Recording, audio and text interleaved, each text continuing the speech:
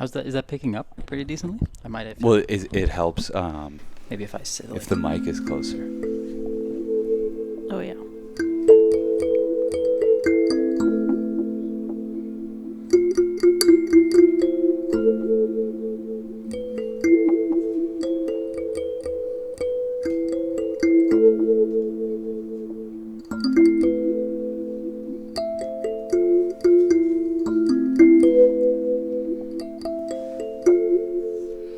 Are we recording already? Yeah. Oh, nice. Yeah. What a start. That was beautiful. I think that's the best way that ever we could start this. We could just do that the whole time, too. Yeah. It says it all. You guys are leaning in. Oh my lord. What is it? A little wah-wah pedal? Or? It's a sansula. It's basically a kalimba with a hollow bottom, so it traps the sound, and then you release it. Incredible. All right? It's I love it. instant enchantment, and it's very Bjorky, the scale of it. Makes me feel instantly like a Bjork-like world. That's how it felt when you just greeted us at the door downstairs. I felt like all of a sudden I walked into Legend of Zelda, and you're a 6th floor walk up. We're like halfway up before I was like, is there music following us? Yeah, I keep my little brick on the belt You buckle, can't even see it. It just blends in on you. And there's just like mystical music happening around you. That's a sweet vibe. I've never been so bold. I really felt strong in the stairwell, and I was like, wow, you really got a nice building. They really care. Like, this is nice. Yeah, imagine if that was just like a courtesy, like when you're at a spa and they have all the little speakers hidden away. It should be standard. It should be. We were just watching the film Perfect Days. You've seen It's one of my favorite movies, dude. My new favorite movie. I wept all through the credits, and nothing happens in it. You know what I mean? Well, but when something happens, it just hits so hard. Yeah. I mean, the first time I watched it, I was like, Cass, nothing happens in this movie, but you have to see it. And then we just watched it for our film club and dissected it. And I was like, a million things happen in this movie. Yeah. It's kind of like that song Wildflowers by Tom Petty, where it's just like you think it's just an acoustic song, but like Rick Rubin produced it, and he's like, there's 50 other things going on. And it's why you can even stand listening to that same chords over and over. Well, it's because that movie, it's all about, I mean, for people that haven't seen it, it's about a Japanese man who cleans toilets and is happy. That's the pitch. It. Mm-hmm. But like every day, it's just like the same day in his routine, and that's when you start seeing when there's the slightest thing that deviates in that routine, and you feel it. You know, it really is this like Zen meditation of this like routine, and then like the slightest thing that's off, and you see the repercussions of that, and then beautifully put. It took me about halfway through the film discourse of our film club to get to that. Basically, like, the film is so perfectly done that by the time something interrupts what you're used to, you're like, oh, like I don't even care. I don't even want to see the niece come in. I just that whole thing there with the niece, and then when his sister shows up, and there's like one line of dialogue that she says where all of a sudden you understand his whole backstory, and you're just like, I know. Your heart just breaks right open. Incredible masterpiece. Yeah. Really, really. I mean, Wim Wenders is one of my favorite filmmakers, too. Did you guys watch a lot of his stuff? No, this is us diving in. Really? Yeah. Oh, man, I'd love to watch some Wenders with you guys. I've never seen Paris, Texas. Paris, Texas. So I had seen it when I was probably a kid and couldn't appreciate its pacing or any of it. And so I watched it like the week before I went to go see Perfect Days. And those two, they're kind of... Hold for a nice extended car horn. They're kind of like siblings in a way, like with like 30, 40 years between them. But like you watch Paris, Texas, and one of the first things that I noticed is this was another time, because this was a time before social media and before all this distraction. And then you watch Perfect Days, and it's kind of a return to that. Yeah. Even though that it is in the modern world, like he is still in this other world, and the performances from that actor and Harry Dean Stanton are very comparable in just how much they emote in, without saying anything, just having their face on the screen, just like going through their humanity. Yeah. I'm so glad you guys watched that movie and love that movie. It was a risk, I think, for the film club. I was like, am I going to lose people with this one? But it's kind of what our film club's all about. Our first movie was Stalker, so we started in like the deep ends of this kind of like, hey, we're gonna watch films that are a meditation, and they're gonna teach you about life. You're gonna learn a lot about yourself by watching this. Do you guys watch this on a projection screen? No, we just send out. We say, hey, everyone, watch this, and we'll meet in a Zoom meeting on Monday nights. Oh man, that's so cool. Patreon.com/Church of Chill if you want to get in on that. That's very cool. Yes. Yeah, Stalker is another one of those that took me a few stabs to get through, but worth it. I've only watched it captive, straight through, no break. That's obviously the way to go into anything. That's what the filmmaker wanted. Yeah. But thank you for having us at your place. Yeah, we're here thanks with for having me in your space. Ungoogleable Michelangelo. Unpronounceable. The ungoogleable Michelangelo here to talk about, or I mean, we don't have to talk about it, but like the late great David Lynch, rest his soul, used to say. He's like, I was going to do him in a Herzog voice. That's not right. When you make a movie, they want you to talk about the movie, but the movie is the talking, So it's, are we going to talk about the book? We can't talk about the book, of course. Yeah. Well, I mean, that's what sparked us to get back together with you. We did a classic episode with you, I guess that was a year ago. Yeah, a little over a year ago. A little over a year and a half, maybe. Wow. And yeah, that was fun, man. That was great. Yeah. It's dedicated to Lynch, the book. Yeah. No way. Yeah, dude. So really, I'll tell you a little bit about the genesis of this thing, I guess, because in memory of David Lynch. Cats running wild. Yeah, so when the last time I saw you guys, and we talked about a lot of, I guess, the themes that went into this book, but I had just come out of the jungle. I was dealing with, the repercussions of flesh-eating parasites gnawing away at my face and hand. And I was kind of finding my way in the world again, and I was touring around and doing this one-man show where I was basically like talking about my psychedelic journey, my journey as an artist, and kind of weaving all these ideas together. And now I found a way to, for like over 20 years I've been working on manuscripts, and I always envisioned kind of like this like magnum opus, like this tome that you drop on people. But well, first of all, we're talking about Stalker. We're not in that attention span verse anymore, you know? So like I realized doling out smaller branches of the fractal is kind of like a more more realistic way to go about it.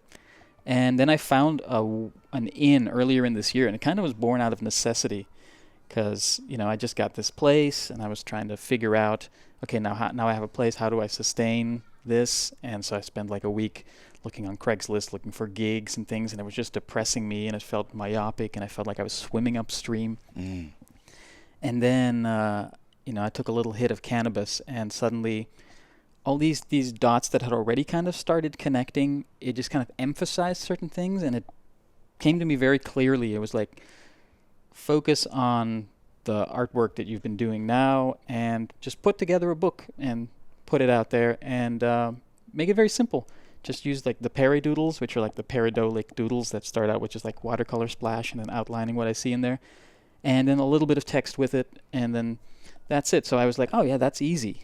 But then, of course, as soon as I started it, it was like, no, this is the work. Like, it is going to be seeded with all the other stuff, but it's going to be like a gentle splash into the pool so that everybody can get on board, and it has a participatory element in there. Like, there's exercises in there as well. Oh. So tales and tools for enhanced enchantment. Nice. So that people can also, like, Nietzsche once said, he says, the greatest virtue a philosopher can have is to be a good dancer, which I take to mean to not just talk the talk, but walk the talk, like it has to be grounded in experience and in reality. So it's a way for people to, relate to these ideas, but on the ground, grassroots, getting their hands dirty.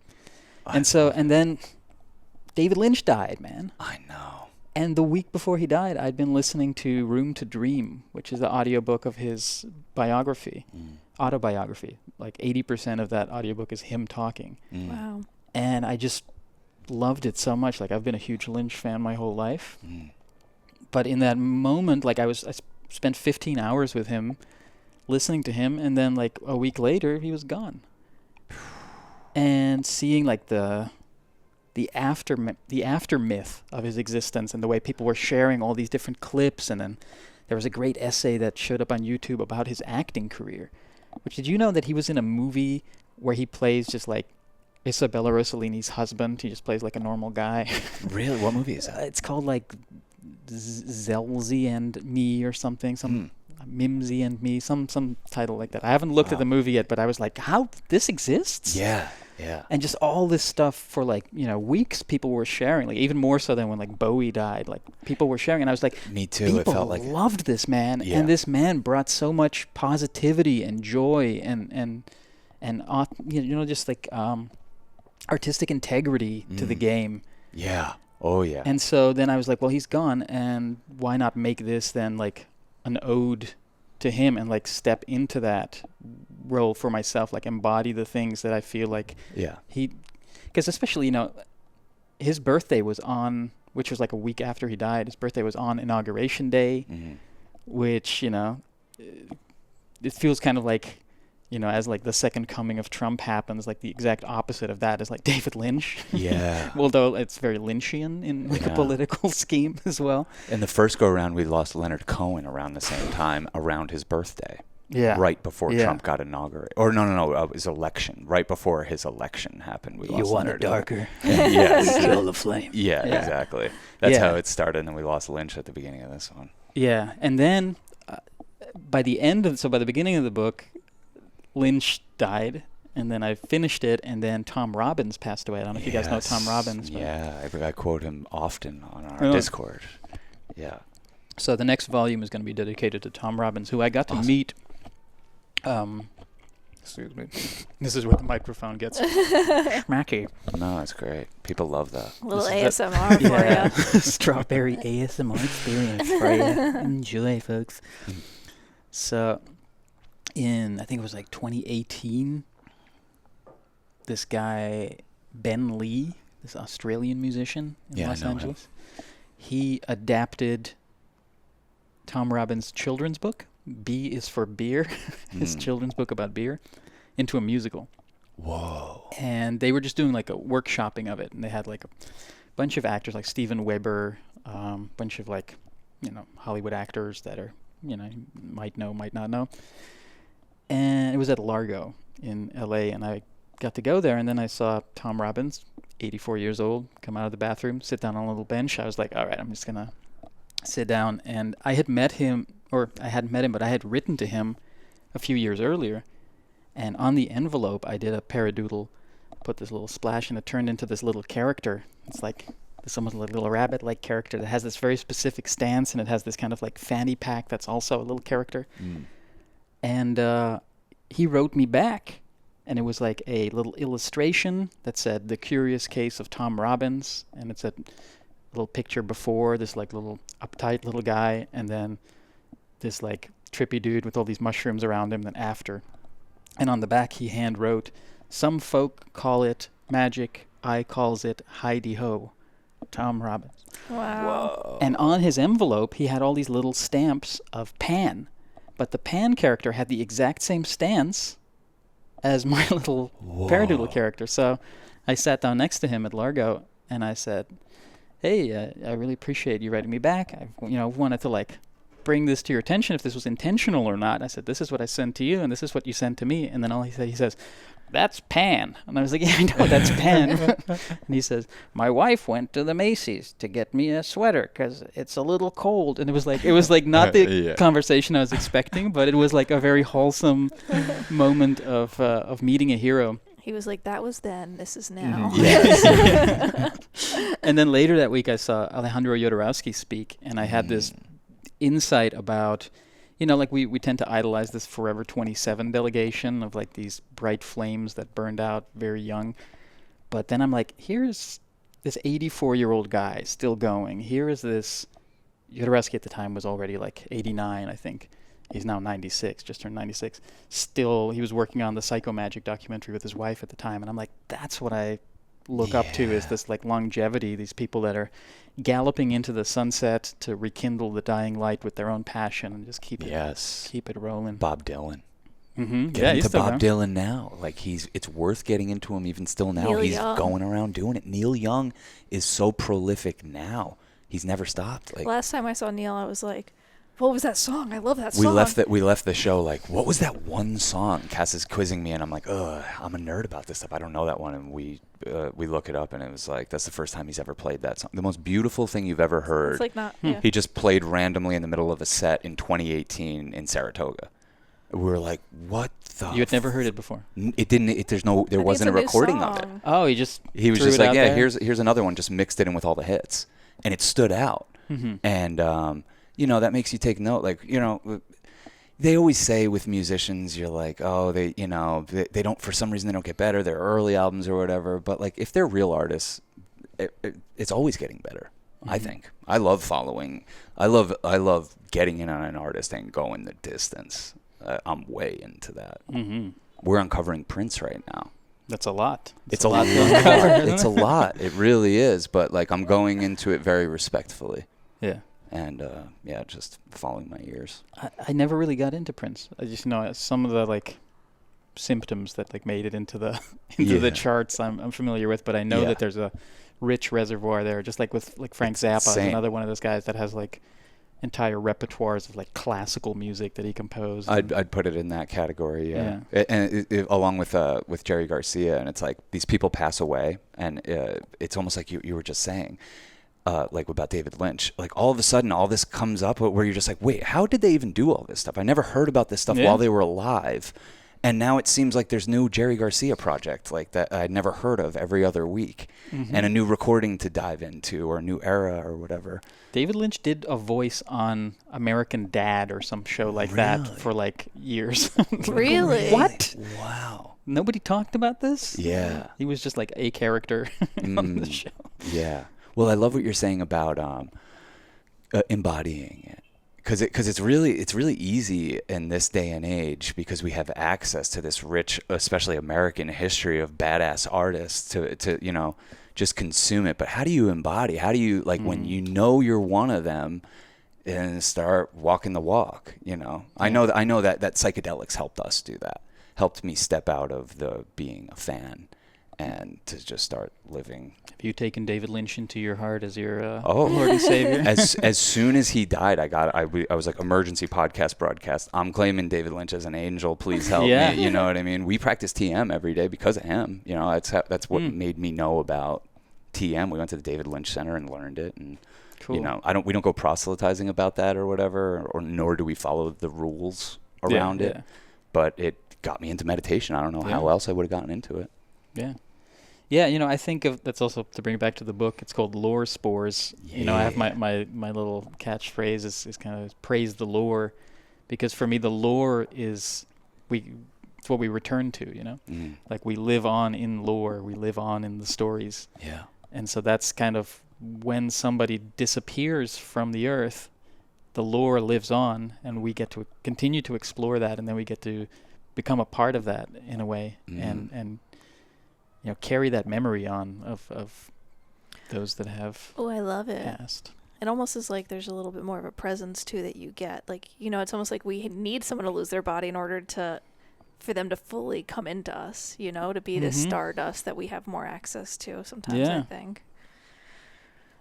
That's good shit. I cannot believe how fast you did this book. Yeah, it came together very quickly, because again, out of necessity, but also I was telling Sean a little bit that around New Year's I had a little dance with Lucy, which also kind of like shook things up and like connected a lot of dots for me that I think also kind of led towards this, like, to get back to like our previous conversation from a year and a half ago, which was a lot about precognition and things like that, and kind of how I try to navigate through life through precognitions. Like yesterday, McKenna Monday, I do on one Monday a month, I would do a puppet show, a Terrence McKenna themed puppet show at the Psychedelic Assembly. Awesome.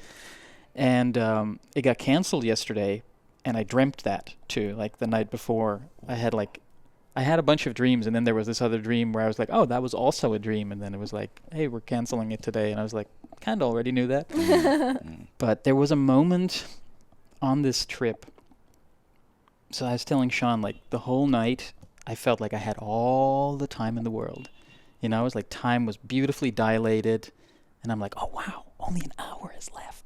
Only an hour has passed. I have like 11 hours left. And just like, that feeling of having all the time in the world, and like I could achieve everything. And then at some point I like tuned into the oracular nature of reality, and I like just sat on the ground, and I grounded kind of like a bass note with an overtone, like bing. I got a text. Oh, let's see this text. It's from my friend Loga. She says, "Hey, I forgot to ask, did you ever do anything with that drawing I made for you?" Now, she had made a drawing for me that I basically, as if she were an AI, I gave her a prompt. I was like, I want a snail with, instead of a shell, it has a crystal ball on its back, and inside the crystal ball there's a spiral galaxy. And that's like the Caracal Oracle, the snail oracle. And the day before this trip, I'm looking through my phone, and I stumble upon the picture, and I'm like, oh, I forgot about that. Heart it, so it's in my favorites folder. And then in this moment when I'm tapping into the oracular nature, bing, here comes this message. Oh my And I'm like, you sly little precog. She's like, oh, I thought it was just my ADHD kicking in. Whoa. But so that kind of started this whole thing. And then in that moment when I took a little cannabis at the beginning of the year, and I kind of like connected all these dots, one of the things was like, you know, I'm settled here now in Queens, and so I got a Queens library card, and then it was like, that's a resource. With that library card, you can go to museums for free. You can print 20 pages a day over there. And I was like, oh, I'll print some little pictures of that snail trip, you know, with the crystal ball, and put a QR code in that and start spreading those around town. That costs me nothing. And I can go to the museums, and, you know, because who's the audience? Where do you go? It's like, oh, people who like art are going to be at museums. So, like, you know, spread it around there kind of thing. So I just kind of like started connecting all these little dots and started just faith walking into working on this every like 14 hours a day to bust this thing out. But then you get to the end of that, and then you guys probably know about this too, as people who walk this art life, then you get to this point where you're done with a project. And for me, that usually brings on a kind of postpartum depression. Yes. Where you're like, okay, this is done now. Now I have to switch over to this other mode where now you're like promoting it or trying to like get it under people's noses. And then, you know, because I'm an independent publisher, I don't have like a distribution network. I have social media, a newsletter, and, you know, some people that I know. So then I like bump up against the reception not being as wide as I would hope, or, you know, you bump into these like algorithmic limitations. Yes. Where suddenly you're like, oh, okay, I have like a few thousand followers, but I only get like reach like 20 people, if that, you know, like. Oh yeah.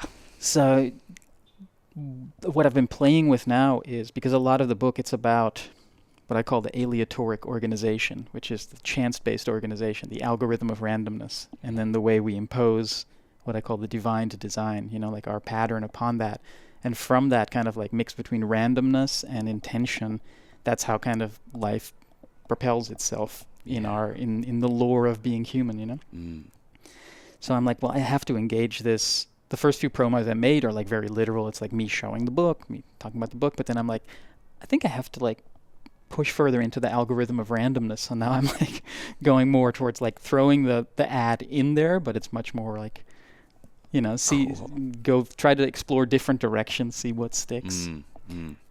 Yeah, unfortunately, I think with the stupid the Instagram algorithms, we were talking to a guy about distribution for our film Wild Magic, and he just like acts like it's no big deal. He's like, you're gonna have to put like, you know, just throw like 10 grand towards like ads on there, because otherwise no one will see it. Your own people won't see it. And I'm like, well, he just breezed over 10 grand. Yeah, he's just assuming you have to do 10 grand in like Instagram ads, and I'm like, what are we talking about? What are you talking about? Like, I'll just go make another. If we had 10 grand, I'll just go make another movie. What are we talking about? But you know, I mean, for us, I think we just had to come up with a policy a long time ago. It's just like, we're doing this no matter what.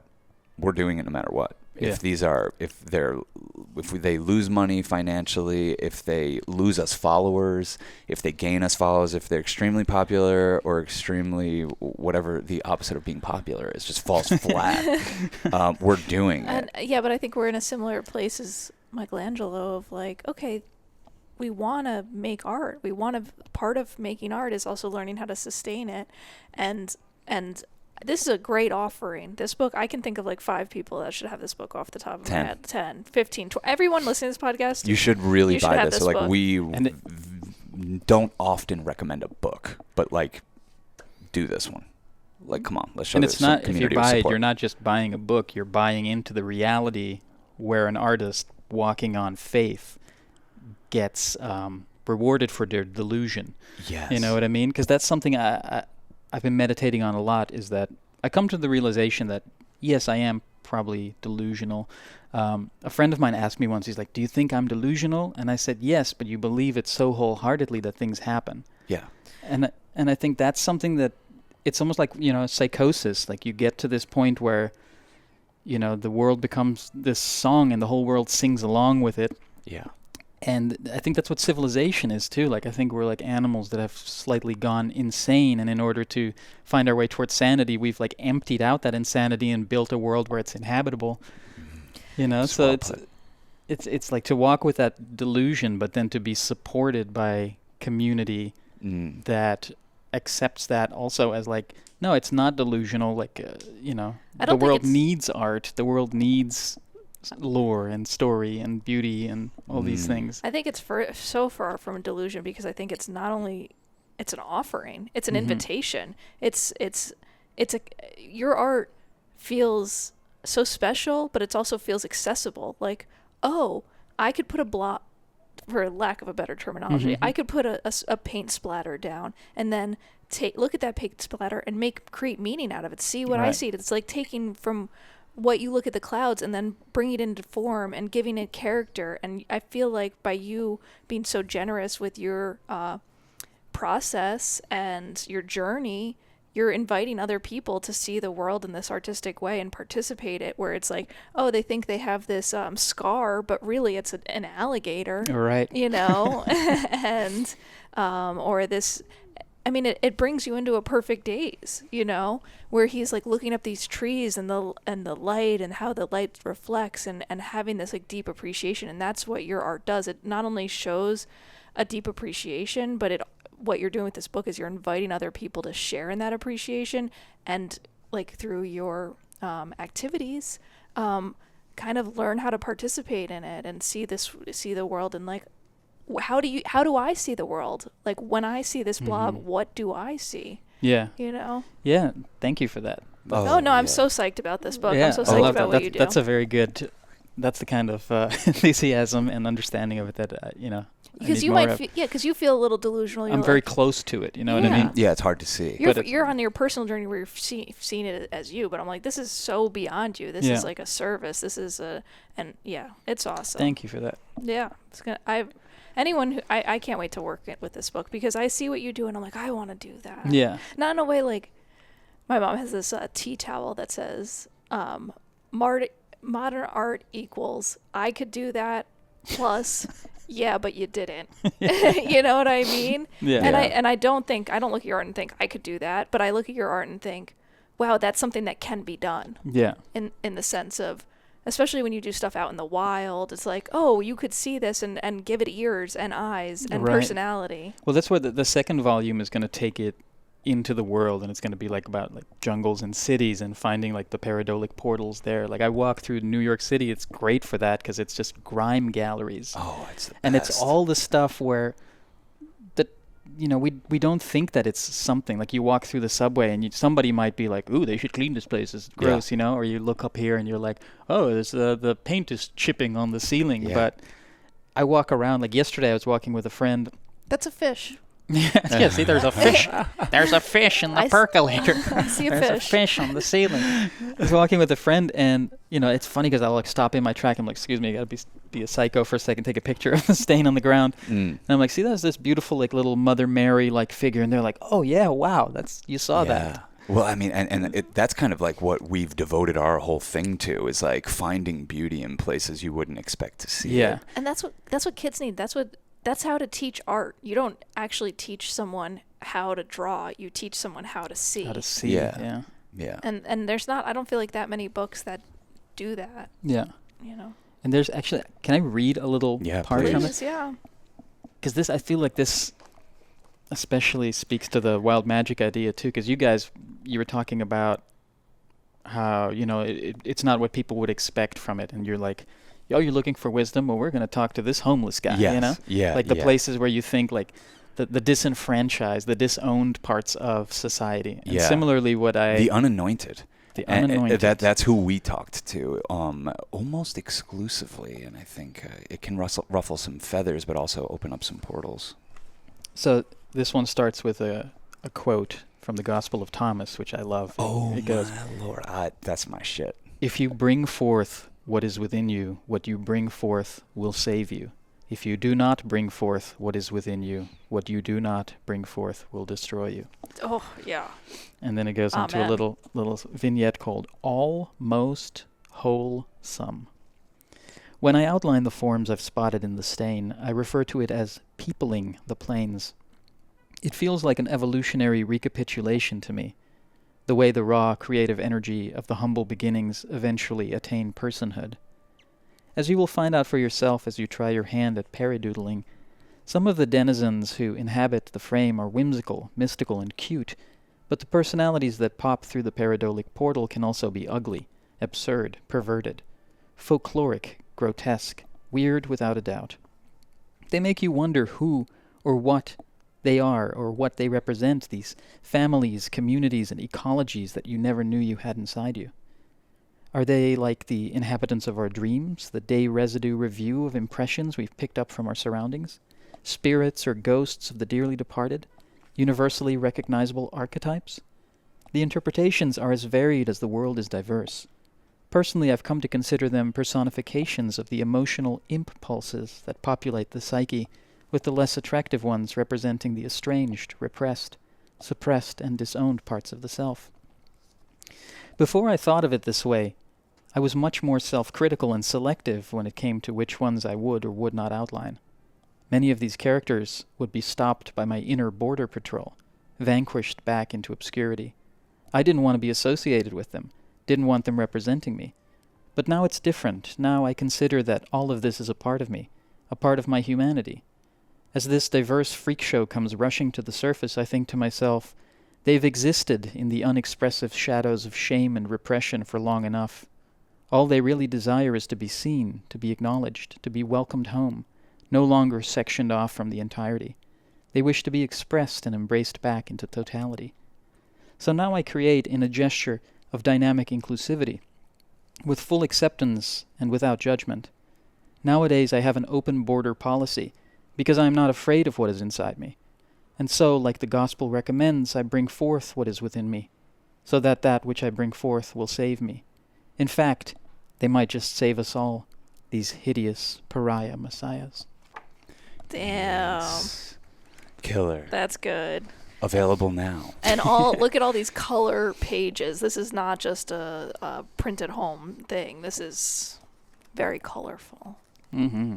That's great, Mike. Please support this book and support art. If this isn't for you, put the money you'd put towards this towards an artist you love, because I think what you said before about like being delusional, but then people start buying into it. It's just like reality is something that needs to be bought into, and we're constantly buying into realities without knowing that, and buying into futures and buying into and there, I mean, look, it's sometimes it gets very trippy where I'm like, I'll catch myself and I'm like, I look like what I am. Like, I think someone could see me and be like, you probably direct documentaries or some shit. You know what I mean? You look like this. Isn't that bizarre? Yeah.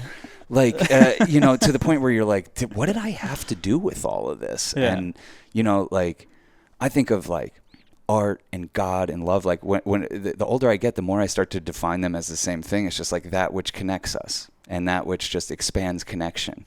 And it's not some crazy, scary thing. It's not something you have to buy into. It's like fish talking about water. It's just like, it just is. And so when you're showing people ways that they can take it upon themselves to make their world more magical or reveal the magic around it, I mean, that's our shit. That's what we're trying to do with Wild Magic. I love that last part because it's like free of judgment. And it's like, well, that's what it comes down to. I feel like the exercises in there too is that instead of forcing your line or forcing, like, this is kind of the gripe I have with like the visionary art world. Like, I call this post-visionary psyop pop art. There's a little part in there about that, but I feel like the visionary aesthetic forces an understanding upon the canvas, So it's this, it's nothing against these. These are all amazing artists, Yeah. But there's this sense of that it comes from ego in a way. It comes from like a humanization of the non-human world or of the greater world, and forcing that image upon the canvas and upon the world. Whereas what I'm doing is I'm allowing things to come through, and sometimes they are ugly and sometimes they are weird. But it's those parts of yourself that are coming back, Yeah. And accepting that without judgment. And in the sense that I look like what I am, what I do, that's been part of that journey too. Like I used to go out much more restrained even in my own expression, and much more curated like we do on social media, where you curate a certain image of yourself. But what was the cure? We were talking about this on our ride down here. How much it bothers us, because I think we've either merged with the mask, or I don't know what's going on, but we don't feel curated. And when we're around people that do, I'm dancing around like, what is off? What is off about? And it's like, oh, I'm dealing with your curation. I feel something deeper there, but I'm only getting this thing. What was your curation? Well, like for instance, if I would go up and do a storytelling performance or whatever it is, I would want everything to be premeditated. I would want to know every line I'm going to deliver and all this kind of stuff. Whereas now I'm much more comfortable just getting up there and just being myself and flailing and failing. It'll happen. Just getting it out whichever way, and being aware that, first of all, nobody really cares or has an expectation of what's going to happen, so you can't let down the expectation because you're just going to throw it out there anyway. And then you don't even know. You don't important thing he just breezed over. No one cares. And you don't even know what they're going to pick up from it. Like a lot of times, just like, you see a fish, I see, whatever. Fish. I see fish too, but well, now that I told you fish, now all we can see is fish. Rabbit. The opposite of fish is rabbit. Yes. You don't know what somebody's going to take away from it. So I'm much more comfortable now just speaking wet ink, rather than also having perfect faith. I think we're at an age, I don't know how old you are, but we're at an age where we've lived enough life where the thing that you stressed about saying the wrong thing, the person will be like, that's exactly what I need to hear. Or, so many people have said that thing to you, and it's not necessarily advice or something. It's just like synchronicity. Oh, I feel the need to bring up this thing, and that was something I was thinking about yesterday. You don't know that we all are instruments for each other of reminders, and we don't. It's not on us to think about, why am I thinking about this thing, or why am I bringing up this thing. It's like it's not for you to hold on to too tightly, just to trust. Well, it's the hubris of knowing. The idea that we know something, or we know the need, rather than just allowing ourselves to express. And then, like you're saying, like, let the pieces fall where they may. Maybe there's something you feel or read into somebody, and then you speak it, and then that's exactly what they needed in that moment. Rather than this, because there's so much, I don't know, repression in the world, even just like expressively. Like, how many times are you on social media that you don't like something, when it's so easy to just like leave that mark? And that little bit of encouragement goes so far, you know what I mean? I think about that all the time, because I'm very good about that. Hey, if I'm on here and I'm seeing my friend's stuff, like, I might not even look at it like, awesome flame emojis or whatever. It might seem insincere, but it really comes from the most sincere place in me of just like, oh, you needed a little something. I got you. Like, why would you hold that back? Right. Like, what are you doing to yourself by holding that back? You're curating your feed in some degree, I guess, and that's valid too. That's true. But also, like, why are you even following this thing if you're not willing to engage with it or willing to like speak up? And sometimes I find myself typing something, and then I'll be like, and I take it back, because sometimes you just get indulgent with it, but oftentimes it's be like, I'm being too nice. not even like that. Like, I think being nice is good, but sometimes, I don't know, I'll like throw some like witty quip on something, or like even on an account of somebody that I don't know, and then I'm like, why am I? What do I need? Why am I even bothering with this thing right now? Like, this is now.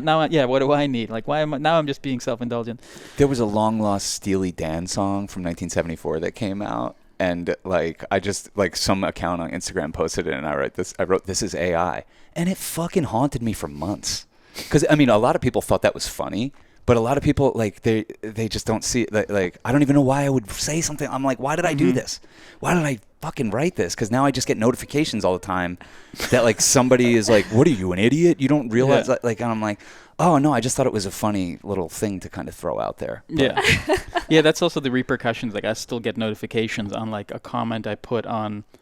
There's this because I'm from the Netherlands, and there's a very funny account on Instagram called Double Dutch, which is, I think he's an English guy who's been in the Netherlands for a long time, where he does the accent really well, and he has a really good grasp on the culture, and he does these satirical videos that are just freaking hilarious.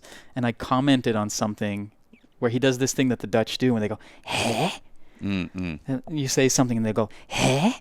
And I was like, the heck killed me. And I get, like, every day I get, like, at least, like, a few likes. It's like up in the thousands. I'm like, I get more love on that comment than I get on all the stuff that I put out there. You know? It's insane. Yeah. Yeah. You really can't. I mean, you don't know. That's why it's worth it for any artist to start putting yourself out But there. also, Right. you're getting likes on that not because you were so brilliant in saying it, and you were getting likes on that because they relate to it. Yeah, exactly. So you were just tapping into. He's saying what we're all thinking. Yeah, you said what they're all thinking, and what's kind of fun about being an artist is saying what people aren't thinking. And so, Ooh, yeah. Yeah. And that Tom Robbins actually has a line that's about art. He says, "It is the role of the artist is to provide that which reality does not." Mm-hmm.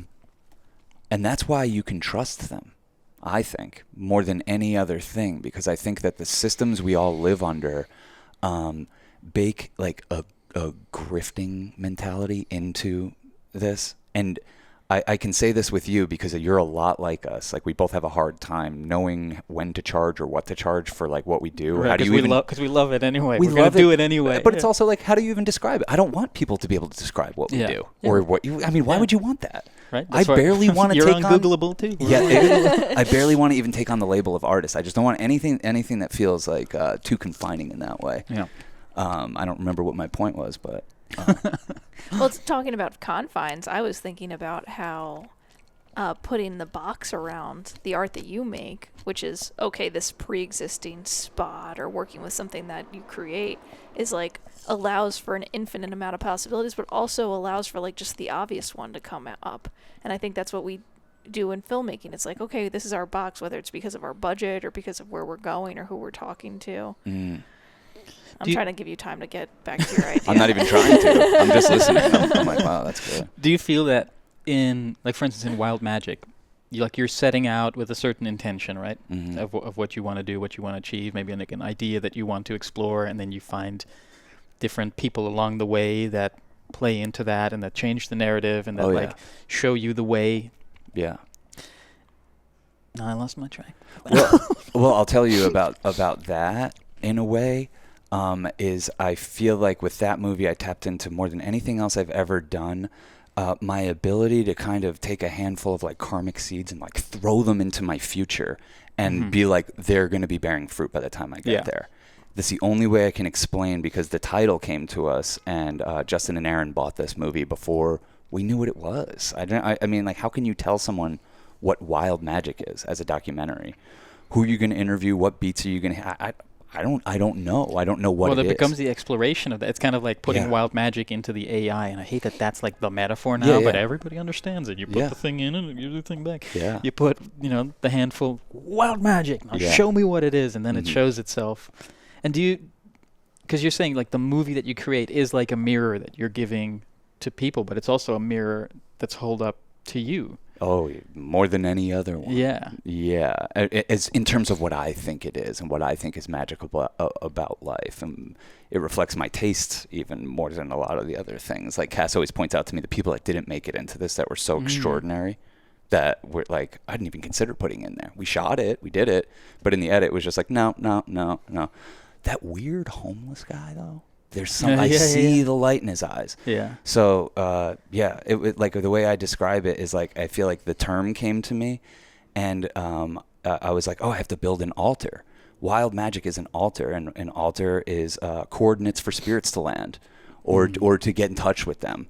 And so by even saying that and then selling that as a concept, just created like a container for all these lovely, generous people to cross timelines with me. and it's insane. I think of this movie as like 10,000 little miracles. Yeah. And any one scene, it's just like, you wouldn't believe how we came across that guy. You would not believe it, because there's no way to find them. They're ungoogleable. Yeah. And that's what I pride myself on that film being. It's just like, it's not what you think. Well, that's that algorithm of randomness with the intention, and then like seeing like how you can. That's magic. That's the magic of an artist. Exactly that. You know, the belief. The magnetization of meaning. Yeah. And looking at something that might not have it and imbuing it on there. And then, like, I mean, that's what I do in film club every week. Like, I don't know what I'm going to say in there. And then all of a sudden, everybody, not just me, has the most beautiful words to say. Like, I go in there like, I'm going to blow it. There's nothing to talk. What would I say about perfect days? Yeah. And then it gets so deep and so rich and so meaningful. And it's allowed me to, like you were saying, not curate so much and just know that I'll show up as like the fucking Irish trickster that I am to anything, and I'll be able to find some words, and if they're not that good, it'll kind of be charming. Yeah, it's so fine. You did your best. You know? Yes, exactly. You showed up and you did your best. Exactly. Yeah, but your guys' best is pretty good, both of you guys. So. Oh well, you too. Yes, of course. Well, thanks. Yeah. That's just your best is just reflected in our best. You know, that's what the mirror play. Cass stepped up and shot this movie, like when it seemed like it was about to fall apart. And that's when we met you. We were like trying to be like, are we going to shoot our own movie? This is so weird for us. And Cass stepped up. Yeah, usually you have a DP, right? Yes. Yeah, very much so. But, you know, like, it kind of like your art, our belief in the, hey, don't overlook things. There's beauty in that little alley. There's beauty in that puddle. There's beauty in the way that that building got fucked up or whatever, got us this Daredevil job. That's awesome. Literally. The B-roll, basically? The B-roll of it is that. Like, these guys were like, yeah, do your interview thing, but in addition to that, get the B-roll, because you guys are really good at, like, seeing those little overlooked things that really make the city what it is. Yeah. And these guys are from L.A. They don't know what that is. Yeah. They don't know. What I appreciated when I watched Something in the Dirt, there's a scene in there where they're talking about the light in L.A., and that's really what draws you to that city. And that's how I feel like L.A. is a ugly place. Yeah. But there's something about the light where at certain times of day, if you're in the right time and place, the light turns so cinematic. Yeah. And you see like beauty in the most ugly places. It's crazy. The sunsets over the ocean, it's all refracting up. And well, the perfect amount of overpopulation, smog, desert flatness, consistency of light, and not only that, but it's like we've been hypnotized over all these movies to think that's cinematic. Yeah. This is what light, that's what That's what like when people like drive past a landscape and they're like, that looks like a landscape painting. Yeah, it's exactly. You know, it's like, wait. No, that's the thing. That's the real thing. That's the thing they're painting. Yeah, that's what that was basically. But even what you're saying, like the killed darlings that end up on the cutting room floor, like those are bits that can be composted into something else, you know? Yeah, yeah. And I found, like, the last book I put out, Impatient Transformations, was that. It's what I called unconscious printouts. So, like, while you're working on what you think is the real thing, all these other things fall out of your pocket along the way, or you're, like, carving the great sculpture, and all the little chippings that fall on the floor are their own thing. And then, you know, I just gathered those, and I was like, oh, actually, these all connect in this way, and then that's its own thing, you know? And I realized, like, a lot of times, because there is less curation or pressure put on that, they're often, like, more authentic, too, you know? This is tapping into something we talk about between each other all the time, but, like, when you have a big project like this book or our movie, it's really nice to have a few other little artistic channels. Because otherwise you could end up getting frustrated at the big one, I think, in a way, because you're not, like, getting the lead out. Because it's taken a long time to charge this one up. It takes a long time to do something like this. You did it quickly. We did Wild Magic quickly, but you put a lot into it. Those little side quests, though. Yeah. Well, that's why the podcast was like the saving grace of our life, is because to have something that could be where you could say something faster, process it faster, put it out faster. But we always are, whenever we're filming the one that we're on, we're always talking about the next one. We're obsessed with the next one more than the one we're making. It becomes, and in a way, I think that's a saving grace for us, because it allows the main thing to breathe, and because it's gonna come out the way it's gonna come out no matter what. It also gives you, like, like we shot this one in a particular way. And I think the reason, one of Sean's old coworkers, a producer at History Channel, gave me the nicest compliment. He said, the cinematography feels like a warm hug.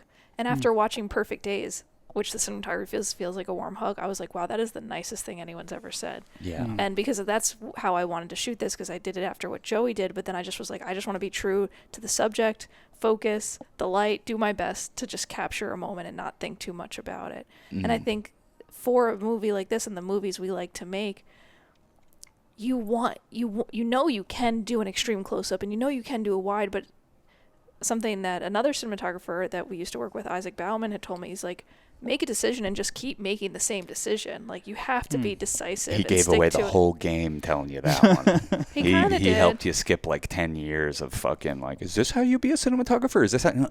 You are one, just do that thing. But also, and like, that's your style. Yeah, but also, like, you've make a decision about the lenses, how you shoot it, and not try to, like, do everything. And the best thing about not feeling like you have to do everything in one movie, which can make it feel sloppy, is knowing that there will be a movie after this. Yeah, and that's a lesson I had to learn a lot from, like, chasing after big dreams and then, like, scale them down to manageable size. Yeah. And realizing that you don't have to do it all perfectly at once. You can, like, dole it out, and it's actually probably better for even, like, you know, building an audience and things like that, to, like, dole out little bits at a time and make sure that people are on board with it, that they don't, like, you know, get, like, halfway into it and then it ends up on a pile somewhere, you know. Well, if we were smart, this podcast would come out as, like, 10 things.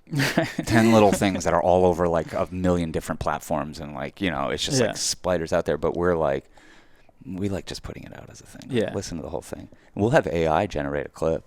Yeah, I mean, that's the thing. The clips are just symptoms of the larger body, you know, that you want to, like, lead people back to the thing. But I mean, then the symptom becomes the thing. Some people live in the clip, the clipverse. It's a wild thing. Yeah. But, like, luckily, I think your work lends itself to that. Ours kind of does. That's just a stroke of luck. Mm-hmm. That, like, each part, it's like a hologram. Each part contains the whole in some way, or at least the spark of. Yeah, exactly. Yeah. And, like, that's how my ideas feel. Like, I hate the word career, but I have to think in a big sense, because, like, it's like I have this vision. It's like this entity. It's America, and it's the way I see it. And I want everyone to know the way I see it, because I think it's so beautiful, believe it or not. And it's like I can just describe it as the entity, but knowing I don't have to, like, depict that entity in its fullness on every single thing. I could do the holographic version of it. You can, because it's what they call a hyper object. Yes. Which is like a hyper object. It's phased. Like, you can't see the whole thing. It's like global warming is a hyper object. It's like phased over time, and you can see symptoms of it and bits of it. And I think of it often as artists are smugglers of interdimensional hyperobjects, especially like, you know, psychedelically influenced artists, where it's kind of like a jailbreak, like, you know, like a heist where you're in the prison yard and you're, like, tunneling with a spoon, and then you have to go into the yard and release you, like, shake out the dirt. Oh yeah, Great Escape. Exactly. It's kind of like that, where you smuggle in you smuggle in little pieces of it at a time, and then it becomes like a gallery of portals, where if people can see this, they can see the hyper object through the different portals, and they become connected to this larger, like, America, which is too big to, like, put in a book. It's too big to put in a movie. It can be contained within a frame. You know, it's frameless. Exactly. It can barely be contained within a person. So, you know, like, I don't know. I think it's beautiful work to say, I love this place, because it's hard. Yeah, it can be hard. You know, when you're faced with the facts and the history. But that's love is not always easy, I think. No, it's not. Like, we have, like, the romantic ideal of, like, love as this, like, when we say God is love, and that includes, you know, war and suffering and all this stuff, and you're in a relationship, you love each other, and that also, there's times when there's, you know, challenges in that, and never. Yeah. You guys cracked the code. Yeah, I mean, maybe. But that's a good the smugglers, because that's how it always feels. But lately, I've been like, you call it the heist of the Zeitgeist. Yes, I'm into that. That's how we always describe our commercial work. I very much describe my commercial work much more. Like, I feel like Daredevil was a heist. I'm like, you're letting us in the bank vault? You got away with it. Like, you got away with it. Stuff your pockets, bottles of water, whatever. They're giving away yogurt. Oh, that's funny. Yeah. You know, like, no, it's not like, but it can feel like metaphorically like that sometimes. Whereas our other stuff now has become, especially after Wild Magic, I'm like, these ideas come to us because we deserve them. Mm-hmm. It's as simple as that. It's like the best ideas for me are going to come to me because I live my life in accordance to receive it. Yeah. And like that's the only thing I can kind of say, like, why I'm the person that went and made these things is because I had the integrity to, like, because it's a lot to manage other people's likenesses and a likeness that's going to outlive their physical body. Mm-hmm. Yeah. And I mean, that's also, you're serving the lore, you know? Yeah. Serving the lore for these people. And that's what it's all about. And you guys are like humble enough listeners to allow people to reveal themselves rather than trying to fit them into what you think they are. You know what I mean? That's what the commercial work is. Right. It's always that. It's like, here's, we need you to fit. You know, it's just like, God, what are you doing to us, man? Well, that's what feels inappropriate. I see that when I watch movies or TV. I see very clearly when I can see the fingerprints of PAs telling people when to go, like in the background. Dude. You know, like you can see the screenwriters. You can see when you feel like the life has been engineered out of it. And then you get somebody like a Wim Wenders, you know, who does or a Jim Jarmusch in certain movies like Dead Man or Down by Law, where it's just like immersive, allowing the magic to happen, like to set the stage and then allowing these things to happen. Yeah. It's a really beautiful thing when someone knows what they're doing with that, especially in narrative. I'm just like, I'm blown away. I know how to do all those things in documentary, but when I see a narrative, the trick still works on me. Yeah. How many movies have you watched and it still fucking works? You're crying through watching a guy clean toilets. Right. Beautiful. Did you guys watch Adolescence, the new thing on Netflix? No, if it's new, we haven't seen it. It's incredible. Like, really? Wrecking, dude. It's a miniseries. It's 4 episodes, an hour each, and they're all a single take. But not just like in one apartment, a single take. It's like at some point they like hand the camera off to a drone and it's just like takes off and then lands somewhere else, and like and then the drama and the emotion that they capture, some of the best acting performances I've ever seen. Really? And then taking into account too that it's all in real time happening, that they're hitting all those marks and taking you on these journeys, like unbelievable. And just wrecking. It's like, oh man, heartbreaking. Would stuff. not think that something like that would be on Netflix. Yeah, sometimes they got Baby Reindeer a few years ago, which was really good. I never checked it out. Like, they're really good with like English dark subject matter and innovative work. They're ruining what we do in a way. I wouldn't say ruining it, but like, well, in a way they're helping us because, we did a screening of Wild Magic the other day, and there was like this 22-year-old kid came up to us and was like, oh my God, this is so refreshing. I'm so sick of, and he had a hard time describing whatever the formula is Netflix is using for documentaries now. Mm-hmm. People are so fucking over it that our stuff is going to be. They got Errol Morris, too. I know. He just did that Manson documentary. I hated it. Really? Did you watch this? I did watch it, yeah. I was like, I would rather watch the Joe Rogan podcast with this guy than the Errol Morris. And Errol Morris is like one of the things that connected us when we first met. Like, we talked about Errol Morris within 5 minutes, and we're like, oh, we're in love.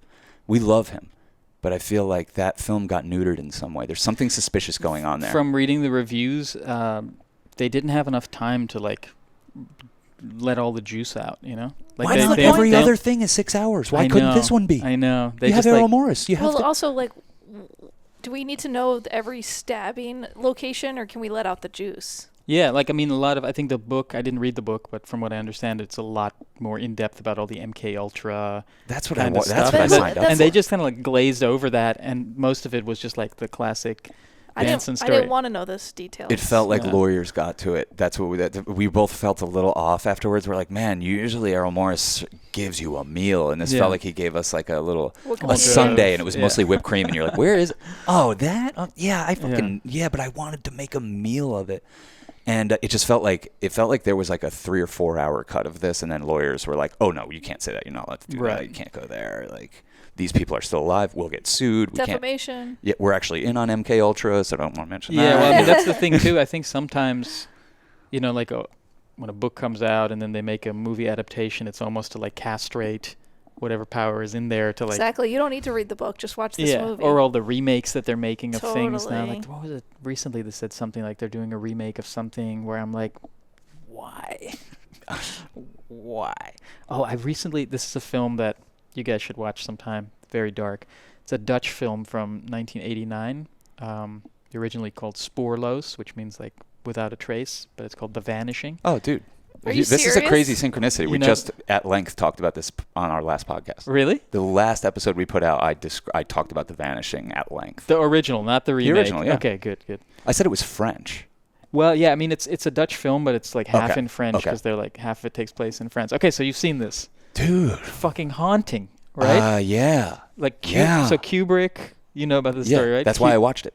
Kubrick watched it 10 times and then reached out to the director, George Slicer, and said, "This is the most terrifying film I've ever seen." And then he said, "Oh, yeah? Have you seen The Shining?" And Kubrick said, "That's child's play compared to this." Wow. Which, like, and I always knew about this movie. And I had seen the remake when it came out in, like, 95 when I was a kid, Yeah. But then finally the other day, I was like, you know what, I need to... You guys probably watched it on the same fucking day. We probably did. Probably. That's Yeah. crazy. So I was like, I got to... And it's centered around a precognitive dream, Really? The whole thing with the golden egg. the golden egg. Oh, yes. Yeah, I mean, I that's just the read- first scene No of spoilers, the movie. no spoilers. That's the Yeah. first scene of the movie is that. Yeah. And it's, man, for like a week afterwards, I was still haunted. And it's really like just the engineering of that whole thing, and then like her talking about that dream and saying like that loneliness, it was, and then by the end of the movie, thinking back at that line and that like precognition in the dream of that feeling that they implanted in us and that we only understand by the end of it. Yeah. It's just like, oh, it's chilling, man. And they also tease it out a few times where you're like, oh, this is the turn where this movie gets really, this is where it's about to happen. There's a false beginning in the movie where you're like, this is where he loses tunnel. her. Yeah. This is where he loses her. Exactly. And it doesn't happen for a while. And even when they get to the scene where it does happen, it doesn't happen for a while. There's a few false, like, she comes back to the car. And Because then there's fate. That's the fucked up thing about the whole thing. It's that there's this like fate thread through it, and then there's this whole philosophical arc about if you go against that which is fated, then you can prove that you have free will, but what you're really doing is you're still like falling into fate because there's no way not to fall into fate. I believe in jumping timelines. You do? I do. Because I almost can't watch this movie. I didn't see it. Sean watched it when I was out of town, and I just read about it because I was like, what is he getting into? But I think I can watch the movie, and I think the only reason why I can is because I want to believe that I could jump timelines. Because I don't want to have some nightmare of a dream and then be like, obsessed about when is this nightmare going to start taking place. Well, it's interesting because she had this dream and it was a recurring dream. So in the beginning of the movie, she brings it up. She's like, I had that dream again. And then he narrates it. He's like, oh, yes, the one where you're trapped in the golden egg and floating through space. And then she kind of lightens up and she's like, oh, but there was another golden egg in space. Like it was different this time. So maybe that is kind of like a timeline jump where... How did you end up watching this? Like, how did this come up for you?